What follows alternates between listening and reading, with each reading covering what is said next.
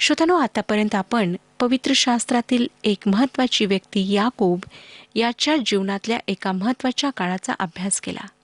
या 20 वर्षांच्या कालावधीच्या सुरुवातीला त्याला प्रभुदेवाने दर्शन दिले आणि त्याला त्याच्या उज्ज्वल भवितव्याविषयी अभिवचन दिले. पण त्यानंतरची 20 वर्षे त्याच्यासाठी फार कष्टाची, त्रासाची व खडतर होती. आणि या 20 वर्षांच्या कालावधीत त्याला देवाने पुन्हा दर्शन दिले नाही. पण त्याचा आशीर्वाद याकोबासमोर भौतिक आशीर्वादाच्या स्वरूपात होता. आणि 20 वर्षांच्या शेवटी देवाने त्याला हारान सोडून आपल्या बापाच्या देशी परत जाण्याचा आदेश दिला. देवाकडून या 20 वर्षांमध्ये काही एक प्रगटीकरण नसताना आणि जीवन एकूण खडतर असतानाही याकोबाने चिकाटीने विश्वास धरला असावा. देवाकरिता ही 20 वर्षे फार मोठा अवधी नव्हता. आणि ज्या सर्व प्रशिक्षणातून देवाने याकोबाला या दरम्यान नेले ते फार महत्त्वाचे होते. देवासाठी कालावधीपेक्षा आमची आध्यात्मिक वाढ महत्त्वाची असते. आणि जी आज आपण आपल्या प्रार्थनांची उत्तरे लवकर मिळावीत व देवाने आपल्या अभिवचनांची परिपूर्ती लवकर करावी अशी उतावळेपणाने अपेक्षा करतो, त्या आमच्यासाठी याकोबाच्या जीवनातल्या या कालावधीपासून संयमी प्रतीक्षा हा एक आध्यात्मिक धडा आहे. याकोबाच्या जीवनात यानंतर जी घटना घडणार होती त्यामुळे त्याच्या जीवनाला एक नवीन दिशा, एक नवे वळण प्राप्त होणार होते. परंतु या घटनेला आपण याकोबाचे परिवर्तन म्हणू शकत नाही. तो जरी दैहिक वृत्तीने वागणारा माणूस होता तरी तो देवाचा माणूस होता. देवाच्या महत्त्वाच्या योजनेतली तो एक महत्त्वाची व्यक्ती होता. याकरिताच एखादी व्यक्ती ख्रिस्ती म्हणजे विश्वासणारी आहे की नाही याविषयी न्याय करताना आम्ही काळजी घ्यायला हवी. कारण काही लोक ख्रिस्ती असल्यासारखे अजिबात वागत नाहीत, पण त्यांच्याद्वारे देव आपले कार्य करून घेतो. याकोब एक आत्मिक स्वभावाचा, देवाला फार भिवून त्याच्यावर विश्वास ठेवून वागणारा माणूस नव्हता.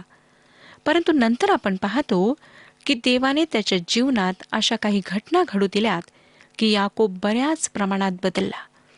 देवाने त्याला बदलवण्यासाठी, संपूर्णपणे ताब्यात घेण्यासाठी लंगडे बनवले असे म्हणता येईल. तो आम्हालाही शिस्त लावतो. इब्री-लोकासपत्र 12 अध्याय आणि 6 वचन सांगतं, कारण ज्याच्यावर प्रभू प्रीती करतो त्याला तो शिक्षा करतो. श्रोत्यानो, आमच्या जीवनात सुद्धा वेगवेगळ्या प्रकारे परमेश्वर आम्हाला शिस्त लावतो. एखाद्याला त्याच्या हक्कापासून वंचित करणे काय असते हे याकोबाला माहीत होते. आणि आता तो लाबानाकडे राहून या नाण्याची दुसरी बाजू कोणती हे शिकला होता. म्हणजे अन्यायाने आपले हक्क कोणी हिसकावून घ्यावेत हा अनुभव किती संतापजनक असतो हे याकोब शिकला होता. फसवणूक होणे म्हणजे काय हेही त्याला कळले होते. एसावाची फसवणूक करताना त्याला फक्त स्वतःचा स्वार्थ माहीत होता.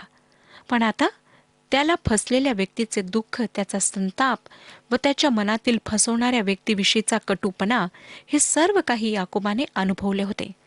मला वाटतं याच कारणामुळे त्याला एसावाबाबत फार अपराधी वाटू लागले होते. एकीकडे त्याच्याशी समेट करण्याची ओढ त्याला वाटत होती, तर दुसरीकडे त्याच्या भेटीची याकोबाला भीतीही वाटत होती. उत्पत्तीचे पुस्तक 32व्या अध्यायामध्ये आम्हाला या महत्त्वाच्या प्रसंगाविषयी व आणखी एका महत्त्वाच्या घटनेविषयी शिकायला मिळणार आहे. 32वा अध्याय पहिली 2 वचने वाचूया. उत्पत्तीचे पुस्तक 32वा अध्याय पहिली 2 वचने. इकडे याकोब आपल्या वाटेने जात असता देवदूत त्यास भेटले. त्यास पाहून याकोब म्हणाला, हे देवाचे सैन्य आहे. म्हणून त्या ठिकाणाचे नाव त्याने महनाईम अर्थात 2 सैन्य ठेविले. कनानाच्या दिशेने निघालेल्या याकोबाकरिता हे एक चांगले चिन्ह होते आणि हे देवाचे दूत सैन्याच्या रूपामध्ये होते. अशा प्रकारचे देवाच्या दूतांचे दर्शन अलिशा संदेष्टाच्या तरुण दासाला दिसल्याचे राजींच्या 2ऱ्या पुस्तकात आम्हाला वाचायला मिळते. परंतु हे दूत सैन्याच्या रूपामध्ये आपल्या मदतीसाठी आहेत व आपण सर्वस्वी त्यांच्यावर अवलंबून राहावे असे याकोबाला वाटले नाही. तर त्याने त्या सैन्याला आपल्यासाठी पूरक मदत अशा दृष्टिकोनातून पाहिले आणि त्या ठिकाणाला त्याने 2 सैन्य महनाईम असे नाव दिले. याकोबाने हे गृहीत धरले की परमेश्वराचे सैन्य एसावाबाबत त्याच्या बाजूने लढणार आहे. तरीही त्याने आपल्या स्वतःच्या धोरणावरही विश्वास ठेवला. हे श्रोत्यानो, आपल्याला या घटनेतून पाहायला मिळते. एसावाच्या भेटीसाठी त्याने जी तयारी केली तिच्याविषयी 32 अध्याय 3 ते 5 वचने ही आम्हाला सांगतात. मग याकोबाने सेर देशात म्हणजे अदोम प्रांतात आपला भाऊ एसाव याचकडे जासूस आगाऊ पाठविले. त्यास त्याने आज्ञा दिली की माझा स्वामी एसाव यास जाऊन सांगा की आपला सेवक याकोब म्हणतो, मी आजवर लाबानापाशी जाऊन राहिलो होतो. आता माझी गुरे, गाढवे, शेरडा, मेंढरांचे कळप, दास व दासी आहेत. माझ्या स्वामींची कृपादृष्टी मजवर व्हावी म्हणून हा निरोप मी पाठवित आहे. याकोबाने एसावाला भेटण्याविषयी अतिशय नम्रवृत्ती धारण केलेली आहे. आपल्या नोकरांजवळ आपल्या थोरल्या भावाचा उल्लेख करताना तो माझा धनी एसाव असा उल्लेख करतो. आणि आपल्याविषयी एसावाच्या मनात सहानुभूती निर्माण व्हावी, आपण खरंच घरापासून, आप्तजनांपासून दूर राहून कष्टाचे, दुःखाचे व उपरेपणाचे जीवन कंठले याची एसावाला जाणीव व्हावी म्हणून तो त्या निरोपामध्ये म्हणतो, मी आतापर्यंत उपरी असा लाबानापाशी राहिलो.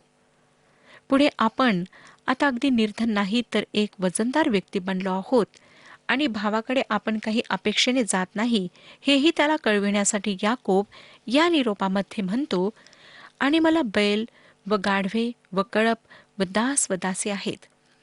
नंतर आपण एसावाचे कृपाभिलाषी आहोत, त्याच्या भेटीस समेटास उत्सुक आहोत हे सांगण्यासाठी तो त्या निरोपामध्ये आणखी म्हणतो, मी तुझ्या दृष्टीने कृपा पावावी म्हणून मी आपल्या धन्याला सांगायला ह्यांना पाठवले आहे. त्याचा हा निरोप श्रोत्यानो अतिशय बोलका होता व त्याला एसावाशी समेट करण्याची प्रामाणिक इच्छा आहे हे या निरोपातून प्रगट होत होते. पण त्याला अपेक्षित असे उत्तर मिळाले नाही. 32व्या अध्यायातील 6वे वचन पहा काय सांगते. जासुदांनी परत येऊन याकोबास सांगितले, आम्ही आपला भाऊ एसाव यास जाऊन भेटलो. तो आपणाला भेटावयास येत आहे. त्याच्याबरोबर 400 मनुष्य आहेत. या निरोपामुळे याकोब खरोखर घाबरून गेला, कारण या निरोपाचा नक्की काय अर्थ आहे हे त्याला समजेना. एसावाने या भेटीचा उद्देश काय आहे हे याकोबाच्या सेवकांना सांगितले नव्हते. मला वाटतं की याकोबाने त्याच्या सेवकांना या निरोपाविषयी अगदी खोदून खोदून विचारले असेल, पण त्यांना त्याबद्दल आणखी काही सांगता आले नाही. म्हणून याकोबाच्या चिंतेत भरच पडली. 7 आणि 8 वचनांमध्ये आपण वाचतो, तेव्हा याकोब फार भ्याला व चिंतेत पडला आणि आपल्याबरोबर असलेले लोक, शेरडे, मेंढरे, गुरे व उंट यांच्या त्याने 2 टोळ्या केल्या. तो म्हणाला, एसावाने येऊन एका टोळीचा नाश केला तर दुसरी टोळी निभावेल. आपण मघाशीच वाचले श्रोत्यानो की याकोब आपल्या वाटेने निघाला तेव्हा त्याला वाटेत देवाचे सैन्य भेटले. हे त्याच्यासाठी एक चांगले चिन्ह होते आणि यावरून देव व त्याचे सामर्थ्य आपल्या बाजूने आहे याची याकोबाला जाणीव झाली.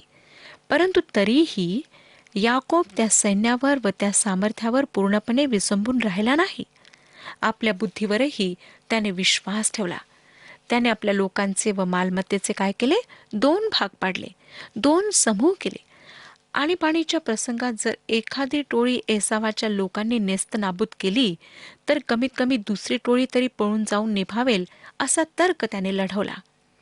त्याने आपल्या बुद्धीवर विसंबून हे धोरण आखले तरी अशा कठीण प्रसंगी यहोवाकडे मदतीसाठी धाव घेणे त्याला फार गरजेचे वाटले. नंतर 9 आणि 10 वचने पहा. मग याकोब म्हणाला, हे परमेश्वरा, माझे वडील अब्राहम व इसाक यांच्या देवा, तू मला सांगितले की तू आपल्या देशी आपल्या भाऊबंधात परत जा, मी तुझे कल्याण करीन. तू करुणा व सत्यता दाखवून आपल्या दासासाठी जे काही केले आहे त्याला मी पात्र नाही. मी फक्त आपली काठी घेऊन ही यार्देन उतरून गेलो होतो आणि आता माझ्या 2 टोळ्या झाल्या आहेत.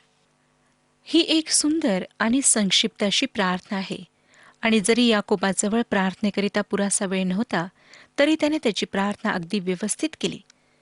देवाला त्याने जिवलग मित्र समजून घाईघाईत आपल्या समस्यांची यादी देवाच्या समोर ठेवली नाही आणि या प्रार्थनेमध्ये त्याने देवासाठी योग्य संबोधने वापरलीत व स्वतःची देवासमोर जी योग्य जागा होती, एका कृपेस व प्रेमदयेस अपात्र असलेल्या पाप्याची जी जागा होती, ती त्याने घेतली. आपल्या प्रार्थनेच्या सुरुवातीला त्याने देवाला कसे संबोधले पहा. तो म्हणतो, माझा बाप अब्राम याच्या देवा आणि माझा बाप इझाका याच्या देवा, हे यहोवा. देवाला असे संबोधून याकोबाने त्या सर्वकालिक कराराची आठवण केली, जो करार देवाने अब्रामासमोर केला होता आणि जो इझाकालाही लागू करण्यात आला होता. या करारामध्ये देवाचा जो तारणाचा महान उद्देश होता, अब्राम व त्याच्या संतानाला जो विशेष आशीर्वाद देण्यात आला होता, त्याच्या जबरदस्त पार्श्वभूमीवर याकोबाने आपली वैयक्तिक गरज मांडलेली आहे.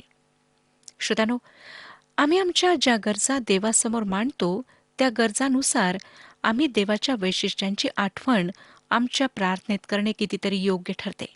उदाहरणार्थ, आमच्या आजारपणासाठी केलेल्या प्रार्थनेमध्ये आम्ही हे आमच्या निर्माणकर्त्या देवा अशी सुरुवात करून, तो आम्हाला आरोग्य देण्यास समर्थ आहे आणि त्याच्या पुत्राला बसलेल्या फटक्यांनी आम्हास आरोग्य प्राप्त होते, या गोष्टींची आठवण प्रार्थनेत ठेवणे योग्य ठरते. मी अनेक लोकांना प्रार्थनेच्या प्रत्येक वाक्याच्या शेवटी प्रभू देवा हा शब्द पूर्ण विरामासारखा वापरताना ऐकते. आणि काही लोक तर एकानंतर एक अशी आपल्या प्रियजनांची यादी, स्नेहांची यादी देवासमोर ठेवून आशीर्वाद पाठीव असे प्रार्थनेत वारंवार बोलतात. मी कोणाच्या प्रार्थनेची टीका करीत नाही, पण आम्ही सर्वांनी प्रार्थना करीत असताना एक गोष्ट लक्षात ठेवायला हवी की प्रार्थना एक गंभीर गोष्ट आहे आणि ती ज्याच्यासमोर आम्ही सादर करतो, तो आमचा देव, सर्वशक्तिमान, राजाधिराज, प्रभूंचा प्रभू असलेला सेनाधीश देव आहे. त्याच्यासमोर आमच्या प्रार्थना उचलली जीभ, लावली टाळ्याला अशा नकोत. तो आमच्यासाठी सदा सर्वकाळ येशू ख्रिस्तामध्ये उपलब्ध आहे. याचा अर्थ असा नाही की आम्ही त्याच्यासमोर वाटेल ती प्रार्थना बडबडावी. आपणापैकी काही म्हणतील की आम्ही फार शिकलेलो नाही किंवा आम्ही फार वाईट लोक आहोत, आम्हाला काय चांगली प्रार्थना करता येईल. श्रोत्यानो, तुमच्या शिक्षणाचा इथे प्रश्न नाही. तुमच्या देवाविषयीची जी वृत्ती आहे व जो समज आहे, त्याचा हा प्रश्न आहे. तुम्ही देवाकडे कोणत्या वृत्तीने जाता व तुम्ही देवाला काय समजता, हे प्रार्थनेकरिता महत्वाचे आहे. काय आपल्याला वाटतं का की याकोब एक फार शिकलेला, सुसंस्कृत माणूस होता? तो तर गुरे मेंढरांचा धनी होता आणि त्याच्या जीवनाची सुरुवात कळपांच्या मागे जाण्यापासून झाली. पण त्याने किती सुंदर प्रार्थना केली ते आपण लक्षात घ्या. अनेक लोक हे कबूल करीत नाहीत की ते पापी आहेत आणि देवासमोरही आपण पापी असल्याचे त्यांना कबूल करवत नाही. आम्ही सर्व पापी आहोत आणि आमचे तारण केवळ देवाच्या कृपेने प्रभू येशू ख्रिस्तावरील विश्वासाच्या द्वारे संभव आहे, हे आम्ही लक्षात ठेवले पाहिजे. आणि जोपर्यंत आम्ही या पृथ्वीवर आहोत, तोपर्यंत आमचा जुना स्वभाव पूर्णपणे नष्ट होणार नाही, तो स्वर्गात स्वीकारला जाणार नाही आणि म्हणून आम्हाला देवाने नवीन आत्मिक स्वभाव दिला आहे. याकोबाने देवासमोर आपली योग्य ती जागा घेतली आणि म्हणून आता देव त्याच्याशी संवाद साधणार होता. अशा प्रकारे प्रार्थनेला सुरुवात केल्यावर कृतज्ञता व्यक्त करीत याकोब काय म्हणतो पहा. कारण मी केवळ आपली काठी घेऊन यार्देनेच्या पार आलो, आता मी 2 डोळ्या झालो आहे. म्हणजे 20 वर्षांपूर्वी जेव्हा तो घरातून बाहेर पडला तेव्हा तो निर्धन होता, पण आता तो धनिक झाला होता. देवाविषयीची कृतज्ञता व्यक्त करून किंवा आभार प्रदर्शन करून त्याने आपली समस्या देवासमोर मांडली. आता पुढे 11 आणि 12 वचने आम्हाला सांगतात. 11 आणि 12 वचन आपण वाचूया. मला माझा भाऊ एसाव याच्या हातातून सोडवू अशी मी प्रार्थना करीतो. मला भीती वाटते की तो येऊन मला व मायलेकरांना मारून टाकेल. तू मला वचन दिले आहे की मी तुझे निश्चित कल्याण करीन आणि तुझी संतती समुद्राच्या वाळूसारखी संख्येने अगणित करीन. याकोबाने आपल्या मनातली भीती प्रामाणिकपणे देवासमोर सादर केली. ती ही की एसाव त्याला व त्याच्या बायका मुलांनाही ठार करेल. आणि आपल्या त्या भयामध्ये त्याने देवाच्या कराराची आठवण केली. तो देवाला त्याच्या कराराची आठवण देऊन म्हणाला, आणि तू म्हणालास मी तुझे बरे करीनच करीन आणि समुद्राची वाळू जशी पुष्कळपणामुळे मोजता येत नाही, तसे मी तुझे संतान करेन. श्रोत्यांनो, याकोबाला त्या कराराचे नक्की शब्द आठवले नसावेत, पण त्या कराराची मूळ कल्पना होती ती त्याच्या चांगल्या लक्षात होती आणि त्याच्याच आधारावर तो आता देवाचे सहाय्य मागत आहे. या प्रार्थनेनंतरही याकोबाला देवाचे सहाय्य येईल याची खात्री वाटत नाही. त्याच्या मनातली एसावाची भीती जात नाही, म्हणून तो आता आपलीच योजना राबवणार होता. त्याविषयी आपण आता पाहणार आहोत. याकोबाने यावेळेस देवाकडून उत्तर मिळेपर्यंत प्रार्थना केली नाही, परंतु 32व्या अध्यायाच्या उरलेल्या भागात आपण पाहणार आहोत की याकोबाने त्या रात्री खुद्द देवदूताशी झोंबी केली. मला वाटतं की ती प्रार्थनेची झोंबी असावी. श्रोत्यानो, आम्हाला निरंतर प्रार्थना करीत राहण्यास सांगण्यात आलेले आहे. पुष्कदा आम्ही काही दिवस प्रार्थना करतो आणि थकून जातो आणि आम्हाला असं वाटतं की आमच्या प्रार्थनेचे उत्तर तर देव देत नाही आणि आम्ही प्रार्थना करणे बंद करतो. श्रोत्यानो, आम्हाला प्रार्थना करीत राहायची आहे आणि प्रतीक्षा करायची आहे. परमेश्वर जे उत्तर देईल ते आमच्या भल्यासाठीच नेहमी देईल. आता आपण 13 ते 16 ही वचने वाचूया. त्या रात्री तो तेथेच राहिला आणि आपल्याजवळ जे होते त्यातून त्याने आपला भाऊ एसाव यासाठी भेट तयार केली. 200 शेळ्या व 20 बोकड, 200 मेंढ्या व 20 एडके, 30 दुभत्या सांडणी व त्यांची पोरे, 40 गाई व 10 खोंड, 20 गाढवी व 10 शिंगरे, या एवढ्यांचे त्याने वेगवेगळे कळप केले आणि एक एक आपल्या चाकरांच्या स्वाधीन करून त्यास सांगितले, तुम्ही कळपाकळपात अंतर ठेवून माझ्या पुढे चालू लागा. याकोबाने आपल्या रागावलेल्या भावाचे मन जिंकण्यासाठी एक वेगळीच योजना आखली. त्याने आपल्या कळपांमधून पुष्कळ जनावरे बाजूला काढली. त्यांचे वेगवेगळे कळप करून ते एसावाच्या दिशेने अंतराने पाठवले. आता 17 ते 20 वचने पुढे सांगतात, त्याने सर्वांच्या पुढल्या चाकरास सांगितले की माझा भाऊ एसाव तुला भेटेल व विचारेल की तू कोणाचा, कोठे चाललास आणि ही हाकून नेत आहेस ती कोणाची. तेव्हा त्याला सांग की आपला सेवक याकोब याची ही आहेत. ही त्याने आपला स्वामी एसाव यास भेट म्हणून पाठविली आहेत. पहा, तोही मागाहून येत आहे. आणि दुसऱ्यास, तिसऱ्यास आणि इतर सर्व कळप हाकून नेणाऱ्यास अशीच आज्ञा करून त्याने म्हटले की तुम्हास एसाव भेटला तर असेच बोला आणि सांगा, पहा तुझा दास याकोब हाही मागाहून येत आहे. याकोबाला वाटले की पुढे भेट पाठवून त्यास शांत केले व मागाहून त्याचे दर्शन घेतले तर तो आपला अंगीकार करेल. या याकोबाच्या शेवटच्या वाक्यातून त्याची योजना प्रकट होते. या भल्या थोरल्या भेटीमुळे आपल्या भावाचा आपल्याविषयीचा राग कमी होईल व तो आपल्याशी समेट करेल असा याकोबाचा अंदाज होता.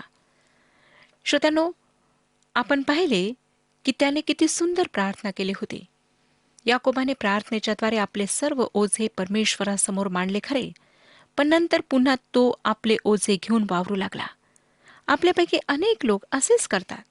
आपण प्रार्थनेद्वारे देवाकडे जातो, त्याच्यासमोर सर्व ओझी सादर करतो, सर्व गरजा त्याला सांगतो आणि प्रार्थना झाली की ती सर्व ओझी एक एक करीत उचलून घेतो व आपल्या पाठीवर लादून आपल्या कामास लागतो. आणि असल्या वागण्यानेच अनेक विश्वासणाऱ्यांच्या जीवनात प्रभूची शांती आणि प्रभूचा आनंद नसतो. फिलिप्पियरास पत्र 4 अध्याय 6 आणि 7 वचन आम्हाला सांगते. फिलिप्पियरास पत्र 4 अध्याय 6 आणि 7 वचन, कशाचीही चिंता करू नका, तर सर्व गोष्टींविषयी उपकार स्तुती सहित प्रार्थना व विनंती करून आपली मागणी देवाला कळवा आणि देवाची शांती जी सर्व बुद्धीच्या पलीकडे आहे ती तुमची हृदय व तुमचे विचार ख्रिस्त येशूत राखील. तसेच पेत्राचे पहिले पत्र 5 अध्याय 7 वचनात सांगितलेले आहे. पेत्राचे पहिले पत्र 5 अध्याय आणि 7 वचन, तुम्ही आपली सर्व चिंता त्याच्यावर टाका, कारण तो तुमची काळजी घेतो. प्रभू येशूने मत्ते शुभवर्तमान 6 अध्याय आणि 27 वचनात अगदी स्पष्टच विचारले आहे, आणि काळजी करून आपले आयुष्य एक हातभर वाढवायला तुमच्यामध्ये कोण समर्थ आहे. श्रोत्यानो, प्रार्थनेद्वारे जर आम्ही सर्व मनाने देवासमोर आपल्या काळज्या नेतो तर तो निश्चितच आमचे सहाय्य व सांत्वन करतो. पुढे 21 ते 23 वचने आम्हाला सांगतात, ह्याप्रमाणे त्याची ती भेट पुढे गेली व तो त्या रात्री तळावर राहिला. मग तो रात्रीचाच उठून आपल्या दोन्ही बायका, दोन्ही दासी आणि आपली 11 मुले याचबरोबर घेऊन यब्बोक नदीच्या उताराने पार गेला. त्याने त्यास नदीपलीकडे उतरून लाविले आणि आपले जे काही होते तेही पाठविले. श्रोत्यांनो, अशा प्रकारे कदाचित तो एकटा देवाच्या सोबत पुन्हा प्रार्थनेमध्ये वेळ घालविण्याचा विचार करीत असेल, किंवा एसाव जर आला तर तो आपल्याला ठार करून आपल्या कुटुंबियांना सुरक्षित ठेवू शकेल असा त्याचा अंदाज होता. मला माहीत नाही की त्याच्या मनात काय विचार होते, परंतु हे संकट याकोबावर त्याच्या गत आयुष्यातील लबाडीमुळे आले होते आणि त्यामुळे आता तो एकटाच नाही तर त्याचे संपूर्ण कुटुंब संकटात सापडले होते. श्रोत्यानो, आज मला माहीत नाही की आपण कशा प्रकारे प्रार्थनेमध्ये वेळ घालवता, परंतु एकांतात केलेली प्रार्थना नेहमीच प्रभावशील असते. प्रार्थनेमध्ये अधिक वेळ घालवा. आपल्या सर्व काळज्या, आपल्या सर्व गरजा परमेश्वराला सांगा. तो प्रार्थना ऐकण्याकरिता तयार आहे आणि तोच तुमच्या प्रार्थनेचे उत्तर देणारा परमेश्वर आहे. परमेश्वर आपणा सर्वांस आशीर्वाद देव.